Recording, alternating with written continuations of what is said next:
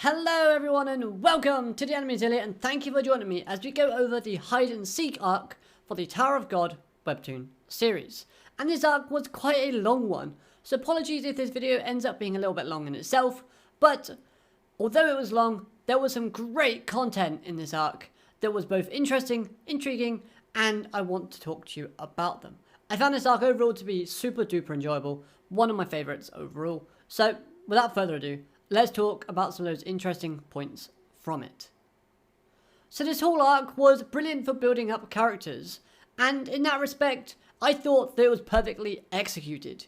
As we learn more about characters like Kun, Ho, Rachel, Lennon, Quince, and Dorsey, and finally, Bam. All these characters got a moment to shine, and in doing so, they actually increased my enjoyment of each character a little bit more than I originally had beforehand. I found that each character getting a moment to shine and developing actually made me go, you know what? I've got a newfound respect for that character. Awesome. Great writing in order to do that. So here are my reasons as to why I think they did some good writing and why I think they introduced the characters into the right place at the right time and how they developed properly. So I want to start off with Rachel's character. The opening chapter of this arc makes it very clear that she wants desperately to have friends / interact with other people, most specifically the characters in this show. Now, if you listen to or read the dialogue, so to speak, of this, you can see that she's listening into that conversation in the dining room.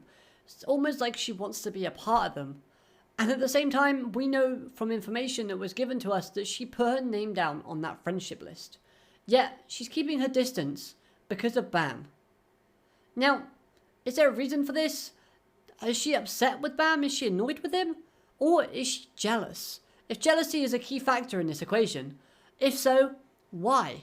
Because we haven't been given any hints or any clues as to why Rachel would be jealous towards Bam as of yet. The only thing that we've actually seen from Rachel in this webtoon series that would indicate jealousy is in fact the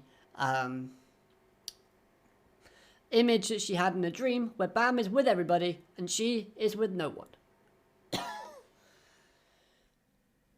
So, as opening segments go, I thought this was really interesting in a way they opened up this arc, and it got me hooked and wanting to learn more. So, for that, always a positive, always a good thing. So next up, Quince's character. I really enjoyed the representation of Quince's character. It's the first time that we've actually gotten a real good look at Quince and his personality.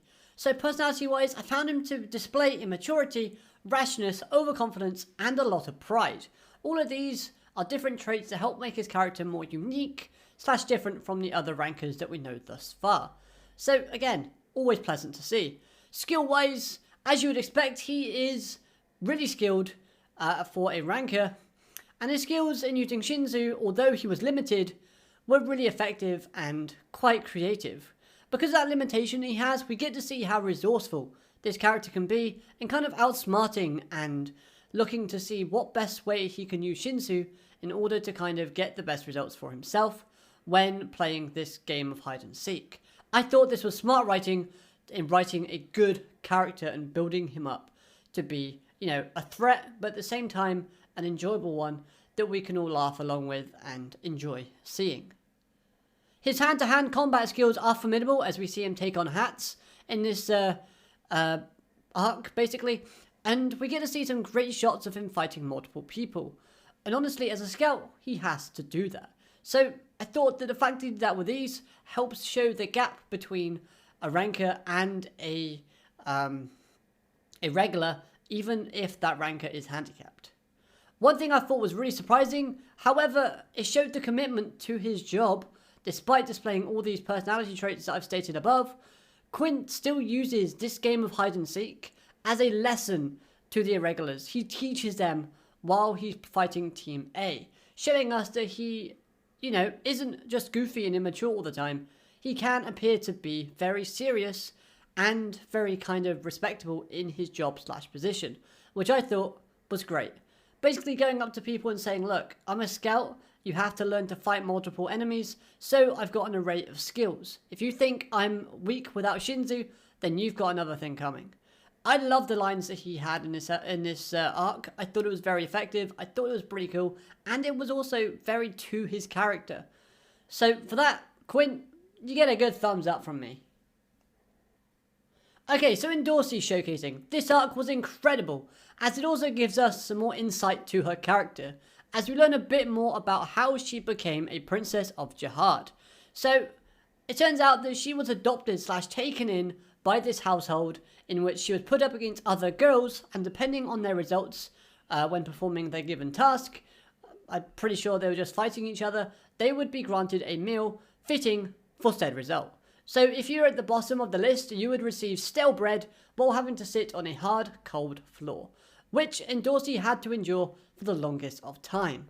Once she managed to defeat another girl in combat, she managed to taste the good stuff, and that is what molded Dorsey into who she is today. Often when someone tastes something good after having something bad for so long, they get a taste for the good stuff and they don't want to leave it. So their hunger and their drive increases, thus making Dorsey in this situation a lot more resourceful and giving her that drive / determination to do anything that is required to get the best result possible so that she can eat the best meal possible. So I thought that was very insightful. Another thing that I really liked this arc for, and the fact they gave us some Dorsey backstory, was what was said in the Princess of Jihad arc, just in the last arc before this one. She tells Anak that I had to work hard in order to gain this power of a princess. You cheated. So we get to finally find out what that line was all about. The fact that she had to work hard meant she had to fight against other people. She might have befriended some of the other people. I don't think she would have, because obviously the way she is now. But at the same time, you know, we've seen how she had to work hard and how she achieved her princess status, and it is of course a lot different than Anak's. Both have tragic backstories, but at the same time I feel like Dorsey's a little bit more powerful when you're comparing the two. But hey, it's not a competition. Dorsey in this though is becoming slightly more open about her feelings, as she's mentioning wanting to climb the tower with someone, hence her reason for doing anything and everything in order to proceed to the next round. She basically takes out the other people in her category that are on her team in order to guarantee her spot in the next sort of test. So obviously this is her bringing back what she learned when she was a kid and her becoming a princess of Jihad and kind of being that ruthless kind of character that we kind of expect her to be. And of course that person she wants to climb up the tower with is none other than Anak. So it'll be interesting to see how these two characters get along in the future, because at the moment in time, their relationship is a little bit rocky. I also find the fact that Dorsey is going out of her way to teach Bam in this arc about how the tower really works, and trying to open his eyes about the reality of what it takes in order to climb this tower. You must betray those around you. She was trying to teach Bam this. She didn't have to, but she did. However, I feel like this is a way of her showing her feelings towards him. Now I'm not saying they're feelings of love or affection, they're more like companionship and maybe a little hint of friendliness. She doesn't want Bam to suffer, so she's kind of saying, look, do this, otherwise just leave. She can't be bothered to put up with him because he probably is going to be a hindrance when it comes to kind of using them later. And Dorsey might have an ulterior motive, maybe she's planning ahead to see who would be best to use later on when she feels like it might be needed. And obviously Bam might not be at that stage at the minute, but if there's any chance that he can be, because Dorsey probably has a good idea about Bam's hidden potential, then she might try and push that out of him. So again, smart thinking, smart writing. I loved it. It got me incited. Overall, this was a brilliant showcasing from Dorsey's character that helped build her character even more and makes me fully on board with seeing Dorsey in the future, and I can't wait to think what is going to happen with her next. She's an interesting character to say the least, and yeah, give me more of her. Still like Yuri a little bit more though. Don't tell her. What can I say? Okay, so Bam. This arc was a good development process for Bam's character, as it's all about him growing and getting out of that naive state, even if it's just a little bit. The idea of climbing up the tower with everyone, honestly, isn't going to work. The way they portrayed this though, however, was excellent, as this arc kind of shows Bam getting his resolve to fight, gaining more strength in using Shinsu and learning more skills, and even managing to mimic Quince's ability. This shows off how good and how much how much kind of potential Bam has as a wave controller, and I like the way that they did that. They handled it great. And I get it. Bam had nothing before he entered the tower, but inside the tower, he found people that he can truly call his friends, which is the opposite of what basically we've been told as an audience the tower does to people. We've been told that the tower takes away things from others, and in order to climb it, things like friendship is not important. But to Bam, it's the most important thing that's going, because that's all he currently has. Plus, at the same time, Bam is an irregular. He probably knows this. He knows that, irregular. Irregular. Bam is different than everybody else, basically. So he knows that if he leaves the tower, he's not going to be able to go to the tower quarters where everybody else would go to if they just quit. He would have to go back to that cave all alone with nobody around him. That obviously is like a fear in Bam's mind. He doesn't want to go back to that. So that's why you see this contradictory kind of back and forth between Bam's character to whether or not he, can do what it takes to go up the tower and whatever it takes to be with the people he wants to be with. So I think that's pretty cool. Pretty decent, actually. It's quite deep, great storytelling, and it gets the point across. Almost everything Bam did in this arc I thought was really understandable, and it made sense. Yes, some of the characters in the story might not feel the same way about Bam's ideals and the way he wants to do things. So we do have a bit of a conflicted kind of personality coming forth from other characters. Hence why Dorsey has a different view, because obviously everyone has a different upbringing. But at the same time, Bam, he showed a lot of progress and a lot of determination, and even manages to bucker up the strength to actually fight a ranker, which I thought was pretty awesome.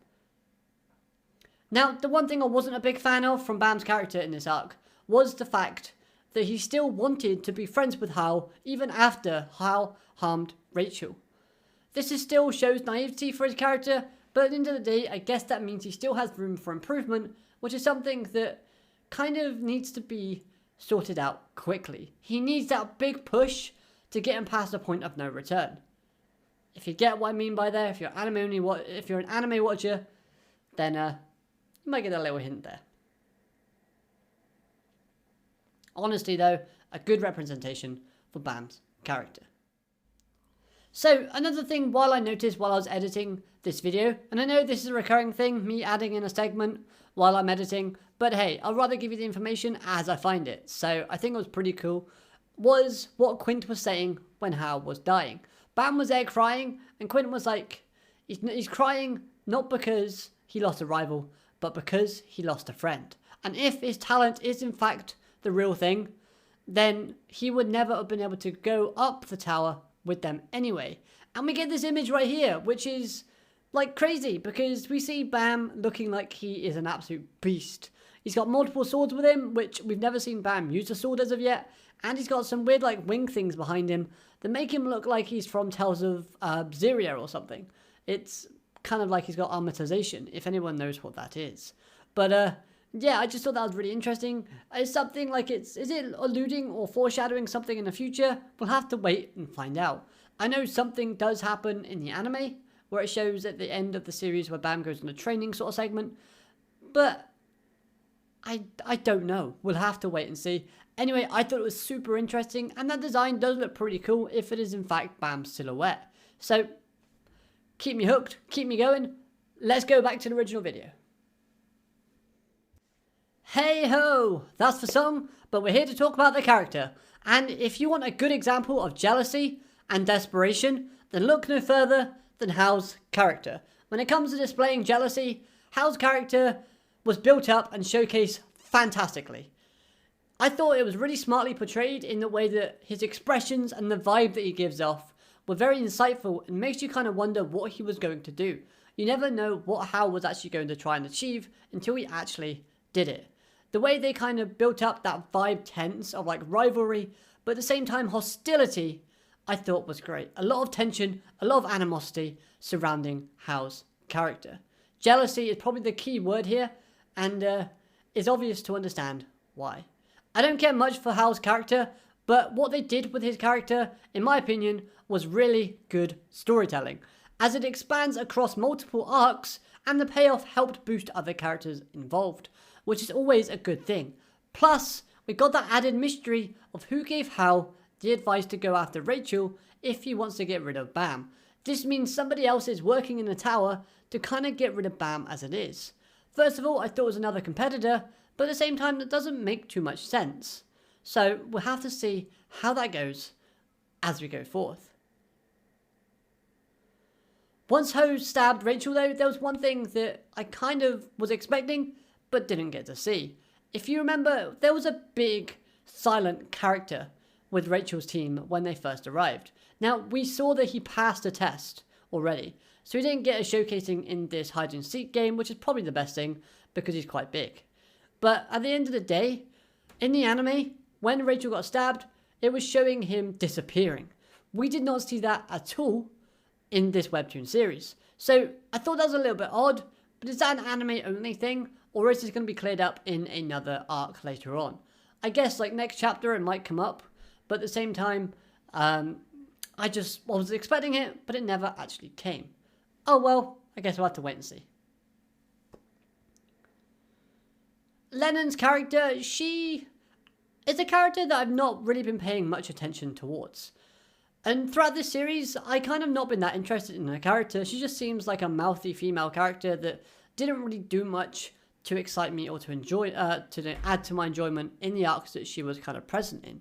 But this one, she shows a lot of a human side to herself, as basically she just wanted a normal and honest life, but was plagued with misfortune, causing her to become a thief before she entered the tower.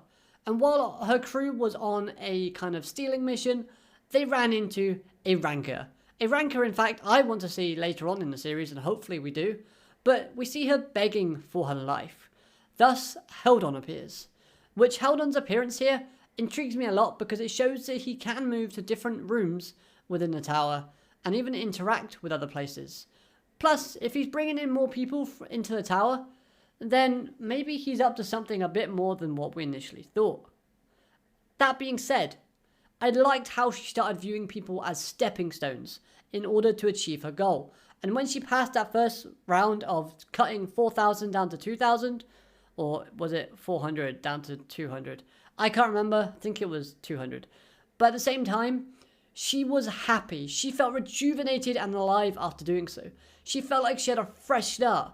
But as she's gone up the tower, she started to see the errors of her ways and her actions, and has grown more of a humanized conscience, and possibly started seeing the value in life again. So I thought that was quite deep, and it was a good but unexpected piece of information / backstory about a character that I really did not have much interest in. Lennon's character, she had a great monologue towards the end to Hal as well, when he was just lying there being a stone cold corpse, I suppose. Maybe he was a little bit warm because he only just stabbed himself, but at the same time, that speech / monologue was really deep and very insightful. So Lennon's character may not be my favourite, but she's honestly gained a few more points throughout this arc, and she's gained a bit more respect. So if we see her a bit more in the story, then I'm not going to be too upset. I just hope they don't make her into a mouthy character again, or turn her into comedic value. I think keeping the characters that they currently have as comedic value, I think works well. Don't add another one to it. So when it comes to Kun's character, I don't really need to say a lot, do I? Again, he showed great leadership skills, great planning skills, which almost led the A-team to victory. But at the last minute, he betrayed that team, and they end up losing. But in order to do that, he actually helped his real team, which is where the friendship list came in to play. Now, one thing I really did find a little bit contradictory with his character was when he was looking sad. Now, this could just be me reading into it way too much, but at the same time, we see him with his team after he loses, and he's very apologetic. He's got his head down. So he's either acting so brilliantly that he's, tricking the audience as well as the people that are, on his team. But at the same time, I think he feels a little bit bad about having to force other people on that team to fail so that people on the B team, like Bam and Hats, can pass as well. To be honest, that to me seems a little bit contradictory, considering in the last arc, he was telling Bam that he has to, step over people in order to kind of proceed and go up.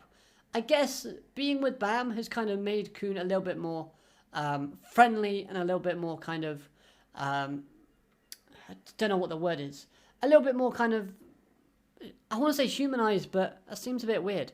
He's valuing life a little bit more and finding that obviously dreams are important to people, so we shouldn't trample on them too much. Bam is obviously having an effect on Kun and changing his kind of mindset little by little. And I think if I'm reading too much into it, then of course I'm sounding like an idiot. But at the same time, if I'm on the money, then this obviously shows character growth. So I thought that was again contradictory, but still pretty good development, if that is indeed the case.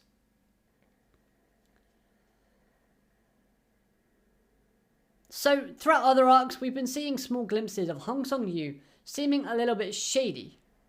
And these panels in this arc were very telling, as it raises the question as to whether or not he is a good person or indeed a hidden protagonist. We don't know where his alliance stands at the minute, but he seems to have these kind of phrases and looks on his face that kind of tell a different story than a good guy.